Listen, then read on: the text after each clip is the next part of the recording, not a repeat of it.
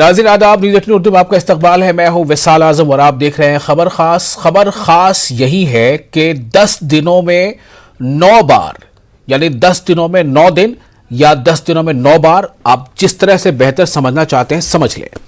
10 दिनों में 9 बार petrol diesel की कीमतें बढ़ी हैं। आप इसे सच मान पा रहे हैं? यह बिल्कुल सही बात है कि 10 दिनों में 9 बार पेट्रोल डीजल की कीमतें बढ़ी हैं। हां, ये कीमतें बढ़ने का सिलसिला थमा हुआ था जब तक के 5 रियासतों में इंतखाबात पूरे नहीं हो गए थे। और बढ़ती कीमत, यानी हर दिन 10 दिनों में 9 दिन का कीमत बढ़ती है, तो हम यही कह सकते हैं कि हर दिन कीमत बढ़ रही है।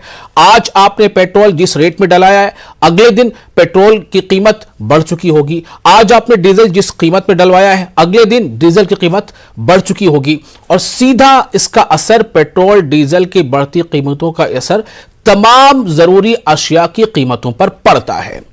इसमें नया क्या है? नया यह है कि आज कांग्रेस पार्टी ने मुल्क गिर सतह पर, यानी पूरे मुल्क के सतह पर, पूरे मुल्क में कांग्रेस के तमाम छोटे बड़े मेंबर असेंबली या मेंबर पार्लियामेंट, सब ने आज इसके खिलाफ सड़कों पर निकलकर आवाज उठाई है और इसके खिलाफ आवाज बुलंद करते हुए मरकज की हुकूमत से अपील की है कि बढ़ती पेट्रोल डीजल की कीमतों पर कंट्रोल करें, इस पर लगाम लगाएं, क्योंकि इसका सीधा असर कई तमाम दूसरी चीजों पर पड़ने लगता है। अभी हमने सिलेंडर यानी एलपीजी गैस सिलेंडर का जिक्र तो किया ही नहीं है। बहरहाल अगले आधे घंटे इसी पर हम बातचीत करेंगे।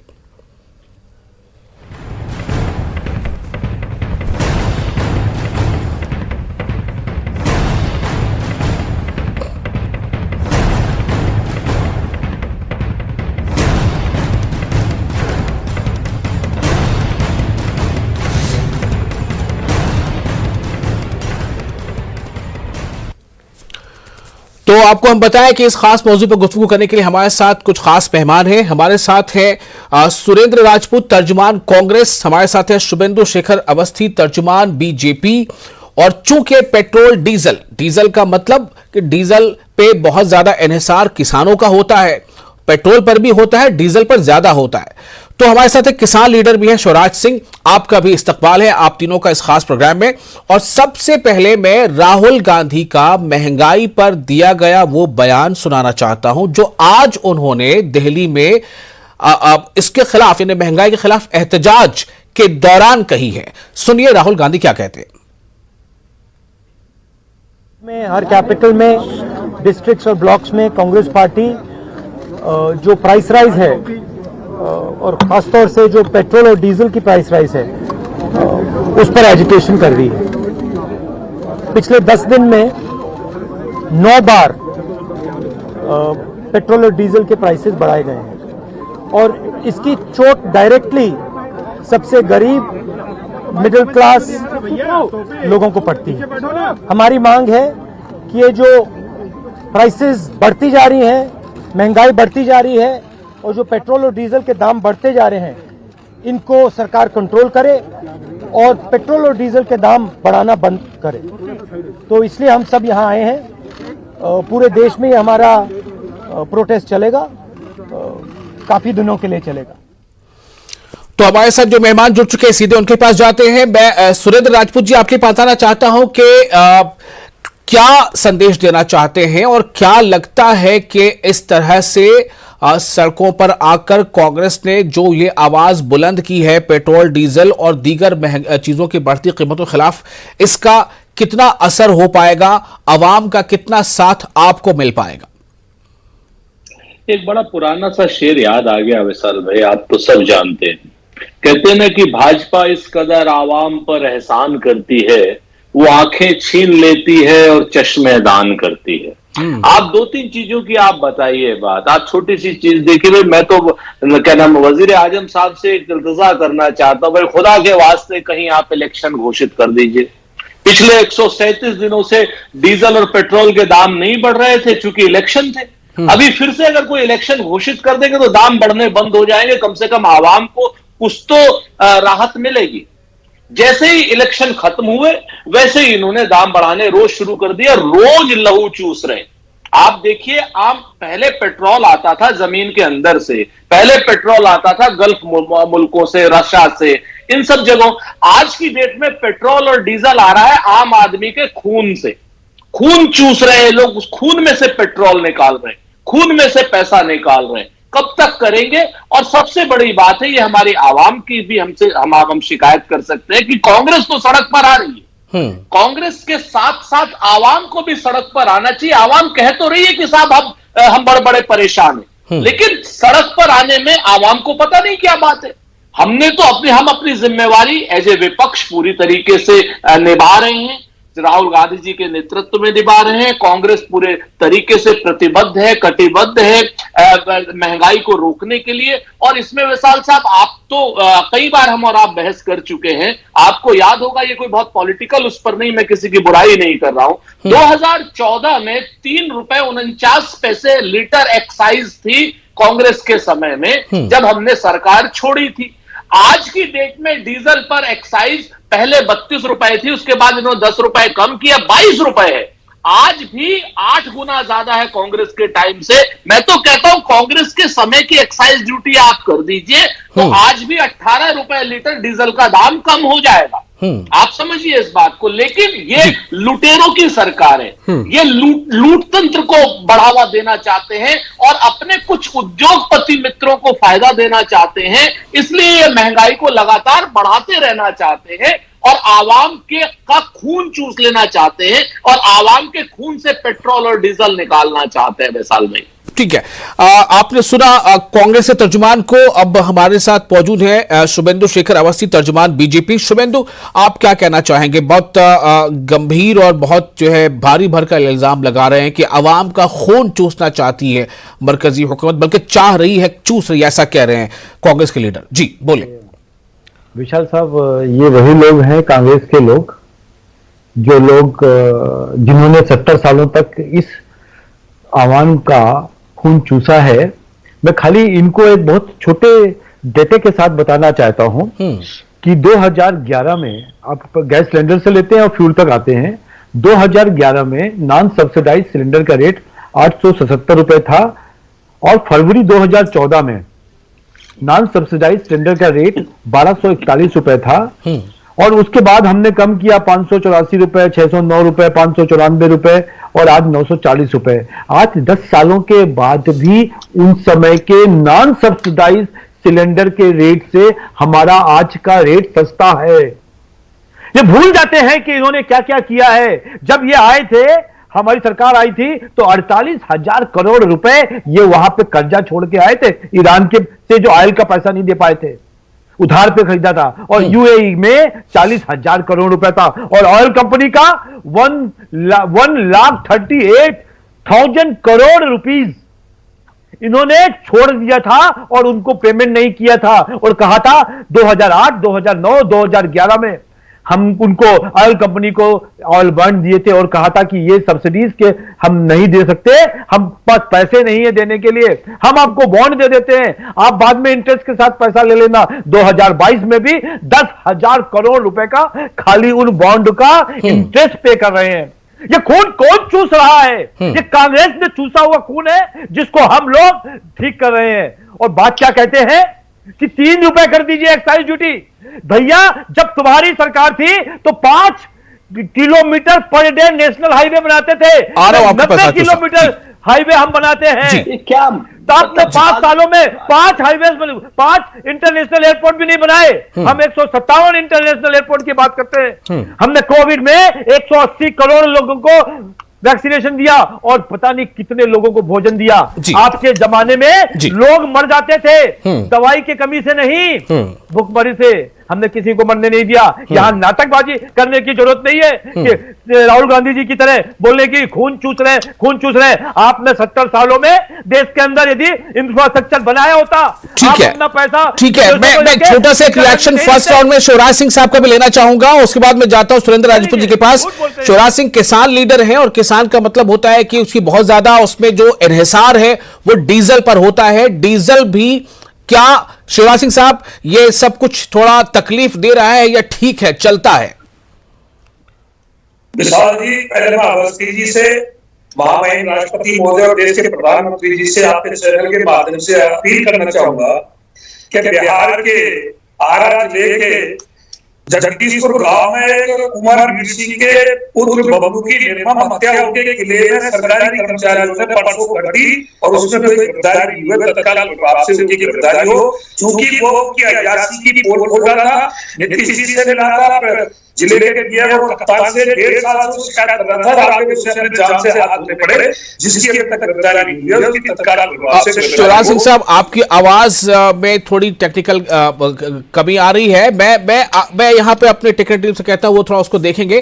फिलहाल मैं एक छोटा सा ब्रेक ले लेता हूँ, ब्रेक के बाद फौरन हाजिर हो रहा हूँ। शिवराज सिंह साहब से भी जानेंगे कि ये महंगाई तकलीफ दे रही है या फिर ये चलता है सब कुछ। छोटा सा ब्रेक, जल्द हाजिर होते हैं। ब्रेक के बाद एक बार फिर आपका इस्तकबाल है। आप देख रहे हैं खबर खास और आज हम इस बात पर जिक्र कर रहे हैं कि क्या वाकई महंगाई जो है अब आम आदमी की जेब बिल्कुल खाली करती जा रही है, कबर तोड़ रही है। क्योंकि आज कांग्रेस ने मुल्कगीर सतह पर महंगाई के खिलाफ एहतजाज किया। हमारे साथ 3 खास मेहमान हैं। शुभेंदु शेखर अवस्थी हैं, तर्जुमान बीजेपी। हमारे साथ है सुरेंद्र राजपूत, तर्जुमान कांग्रेस, और शिवराज सिंह, किसान लीडर। शिवराज सिंह साहब, मैं आपके पास आना चाह रहा हूं। सवाल वही है कि क्या यह महंगाई तकलीफ दे रही है या चलता है?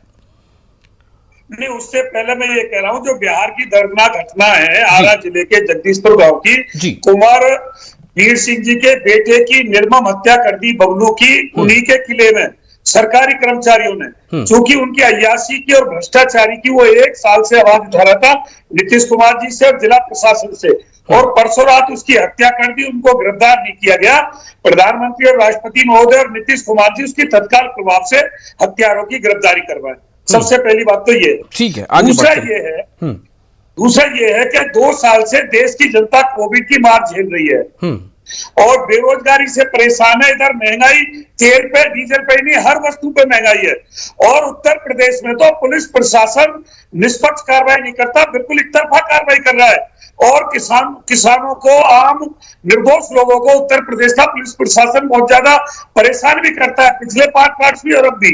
जब हम भाजपा पे भरोसा करते हैं और 4 जिले की जनता ने भाजपा पे भरोसा किया है, केंद्र में भी भाजपा की सरकार है, तो एक कांग्रेस के पिछले काम गिनाने लगते हैं।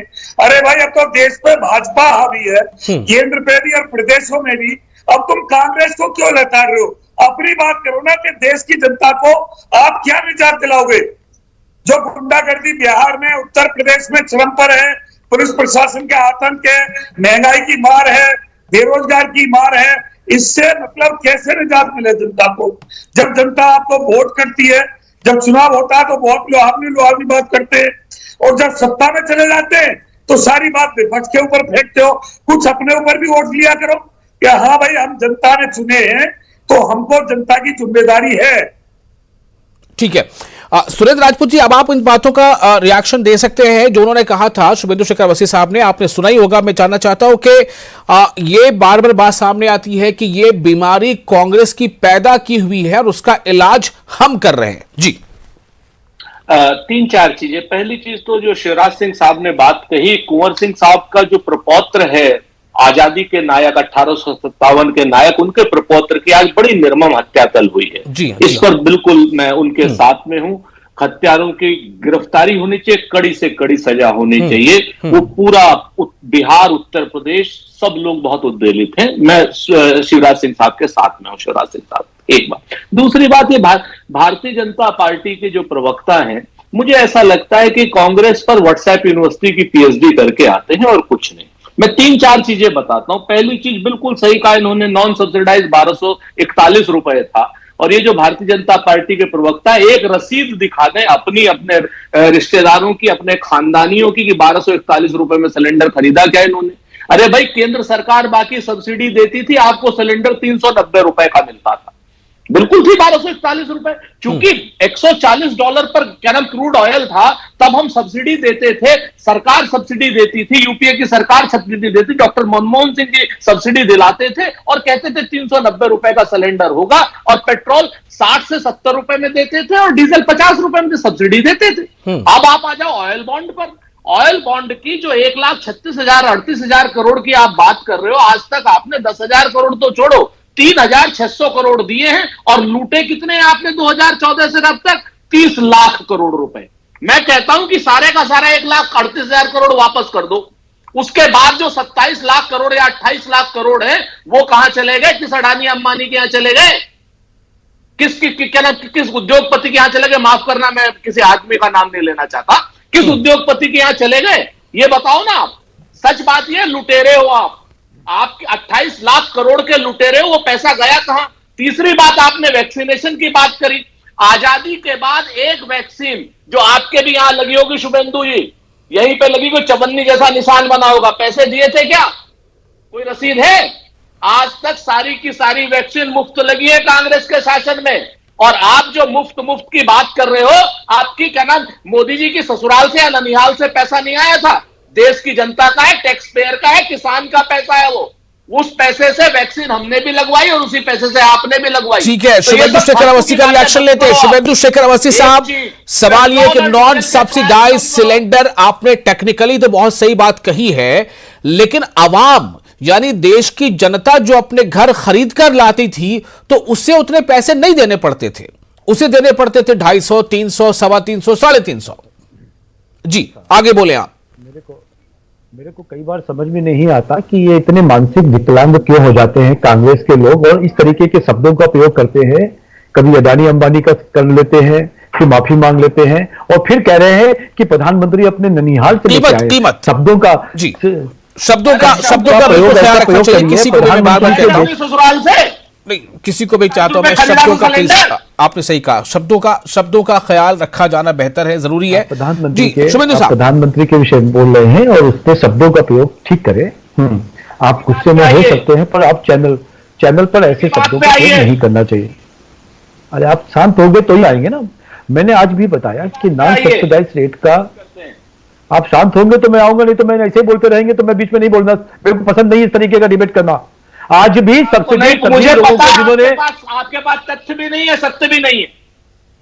आप बोलिए, फिर मैं नहीं बोलूंगा।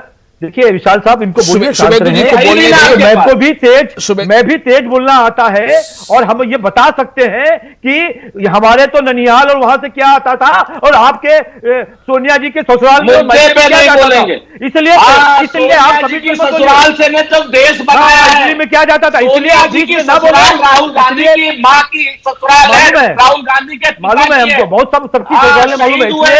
आप ना बोले, बहुत सही रहे हो आप। देखिए, आपको यदि चैनल पे टॉपिक पे नहीं बात करना है तो आप कम से कम इस चैनल पे मुझे अब बस शुक्रिया अदा करना पड़ेगा इस एक ट्वीट के साथ जो राहुल गांधी ने आज किया है। मैं चाहूंगा जरा उसे दिखाएं स्क्रीन पर, राहुल ट्वीट्स।